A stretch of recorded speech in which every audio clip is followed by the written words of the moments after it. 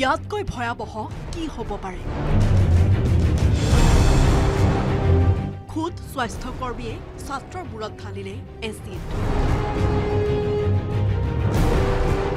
নগাঁৱৰ জাজৰিত চাঞ্চল্যকৰ ঘটনা।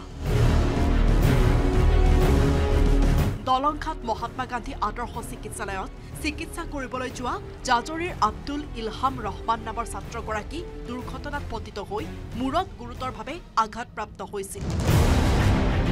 আঘাতপ্ৰাপ্ত ছাত্ৰজনক চিকিৎসাৰ বাবে দলংঘাট মহাত্মা গান্ধী আদৰ্শ চিকিৎসালয়লৈ লৈ যোৱা হৈছিল। ছাত্ৰগৰাকীৰ চিকিৎসাৰ পাছত ড্ৰেছিং কৰিবলৈ যাওঁতে নাৰ্ছে আয়োডিনৰ পৰিৱৰ্তে ছাত্ৰগৰাকীৰ মূৰত ঢালি দিলে এচিড। পৰিয়ালৰ সন্মুখতে চিকিৎসকে ছাত্ৰজনৰ মূৰত এচিড ঢালি দিয়াত এক উত্তপ্ত পৰিস্থিতিৰ সৃষ্টি হয়। ড্ৰেছিং কৰিবলৈ লৈ যাওঁতে এনেকৈ বহুৱাই দিছোঁ, বটল এটা এনেকৈ ঢালি দিছে। ঢালি দিয়াত লোৱাটোৱে যেতিয়া একদম চটফট কটা চোৱাৰ নিচিনা চিঞৰিছে, মই এনেকৈ উনাখন দি অকণ মুচি দিছোঁ। বিয়পি আহিছে, তেখেতে ঢালি দিছে। বাইদেৱে ঢালি দিয়াৰ লগে মই যেতিয়া এনেকৈ কৈ দিছোঁ, দুবাৰমান ফুলি আহিছে, তেনেকৈ ক'লা হৈ গৈছে, জ্বলা নিচিনা জেগাডোখৰ। কৈছে হয়তো কি, মই বোলো এচিড। এইপিনে যেতিয়া হুলস্থুল কৈছে হুলস্থুল নকৰিব, হেৰি আপোনালোকক এতিয়া ৰেষ্ট কৰিম, ইয়াত ক'ত হস্পিটেলত হুলস্থুল কৰা আইন পালে। উপায়ন্তৰ ছাত্ৰগৰাকীৰ পৰিয়ালে চিকিৎসক আৰু স্বাস্থ্যকৰ্মীৰ বিৰুদ্ধে আৰক্ষী থানাত এজাহাৰ দাখিল কৰিছে। ছাত্ৰজনৰ অৱস্থা সম্প্ৰতি গুৰুতৰ। নাৰ্ছকেইজনীৰ পৰা ধৰি ডক্টৰলৈকে তেখেতৰ কোনো ভাল এটা ৰেছপন্স নাই। ডক্টৰে এইটোৱে ক'ব বিচাৰিছে যে আপোনালোকে হুলস্থুল নকৰিব, আমি পুলিচ মাতিম। কিন্তু ডক্টৰজনী এইটো কৰিব লাগিছিলে যে কিবা এটা হৈ গৈছে, যে আমি ঠিক কৰিব পাৰোঁ, প্ৰব্লেমটো ছল্ভ কৰিব পাৰিম, যে আমি ঠিক কৰিম, সেইটো নক'লে কিন্তু। আৰু উল্টাই ধমকি দিয়ে। আৰু যিটো মেডিচিনৰ বটলটো তেখেতে লুকুৱাবলৈ চেষ্টা কৰে। গতিকে সেইটো এটা উচ্চ তদন্ত বিচাৰ লাগে আমাক, কাৰণ যিহেতু আমাৰ ভৱিষ্যতে যাতে এনেকুৱা এটা ঘটনা আকৌ নহয়। ভাস্কৰজ্যোতি শইকীয়াৰ report, news 18 Assam north east.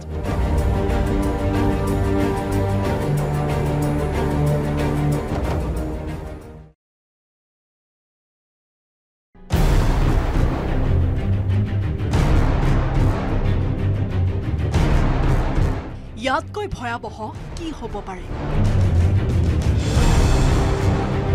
খুদ স্বাস্থ্যকৰ্মীয়ে ছাত্ৰৰ মূৰত ঢালিলে এচিড।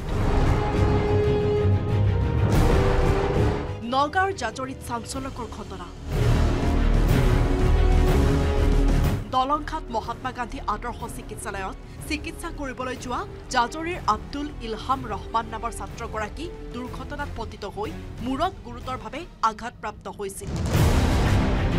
আঘাতপ্ৰাপ্ত ছাত্ৰজনক চিকিৎসাৰ বাবে দলংঘাট মহাত্মা গান্ধী আদৰ্শ চিকিৎসালয়লৈ লৈ যোৱা হৈছিল। ছাত্ৰগৰাকীৰ চিকিৎসাৰ পাছত ড্ৰেছিং কৰিবলৈ যাওঁতে নাৰ্ছে আয়োডিনৰ পৰিৱৰ্তে ছাত্ৰগৰাকীৰ মূৰত ঢালি দিলে এচিড। পৰিয়ালৰ সন্মুখতে চিকিৎসকে ছাত্ৰজনৰ মূৰত এচিড ঢালি দিয়াত এক উত্তপ্ত পৰিস্থিতিৰ সৃষ্টি হয়। ড্ৰেছিং কৰিবলৈ লৈ যাওঁতে এনেকৈ বহুৱাই দিছোঁ, বটল এটা এনেকৈ ঢালি দিছে। ঢালি দিয়াত লোৱাটোৱে যেতিয়া একদম চটফট কটা চোৱাৰ নিচিনা চিঞৰিছে, মই এনেকৈ উনাখন দি অকণ মুচি দিছোঁ। বিয়পি আহিছে, তেখেতে ঢালি দিছে। বাইদেৱে ঢালি দিয়াৰ লগে মই যেতিয়া এনেকৈ কৈ দিছোঁ, দুবাৰমান ফুলি আহিছে, তেনেকৈ ক'লা হৈ গৈছে, জ্বলা নিচিনা জেগাডোখৰ। কৈছে হয়তো কি, মই বোলো এচিড। এইপিনে যেতিয়া হুলস্থুল কৈছে হুলস্থুল নকৰিব, হেৰি আপোনালোকক এতিয়া ৰেষ্ট কৰিম, ইয়াত ক'ত হস্পিটেলত হুলস্থুল কৰা আইন পালে। উপায়ন্তৰ ছাত্ৰগৰাকীৰ পৰিয়ালে চিকিৎসক আৰু স্বাস্থ্যকৰ্মীৰ বিৰুদ্ধে আৰক্ষী থানাত এজাহাৰ দাখিল কৰিছে। ছাত্ৰজনৰ অৱস্থা সম্প্ৰতি গুৰুতৰ। নাৰ্ছকেইজনীৰ পৰা ধৰি ডক্টৰলৈকে তেখেতৰ কোনো ভাল এটা ৰেছপন্স নাই। ডক্টৰে এইটোৱে ক'ব বিচাৰিছে যে আপোনালোকে হুলস্থুল নকৰিব, আমি পুলিচ মাতিম। কিন্তু ডক্টৰজনী এইটো কৰিব লাগিছিলে যে কিবা এটা হৈ গৈছে, যে আমি ঠিক কৰিব পাৰোঁ, প্ৰব্লেমটো ছল্ভ কৰিব পাৰিম, যে আমি ঠিক কৰিম, সেইটো নক'লে কিন্তু। আৰু উল্টাই ধমকি দিয়ে। আৰু যিটো মেডিচিনৰ বটলটো তেখেতে লুকুৱাবলৈ চেষ্টা কৰে। গতিকে সেইটো এটা উচ্চ তদন্ত বিচাৰ লাগে আমাক, কাৰণ যিহেতু আমাৰ ভৱিষ্যতে যাতে এনেকুৱা এটা ঘটনা আকৌ নহয়। ভাস্কৰজ্যোতি শইকীয়াৰ report news 18 Assam north east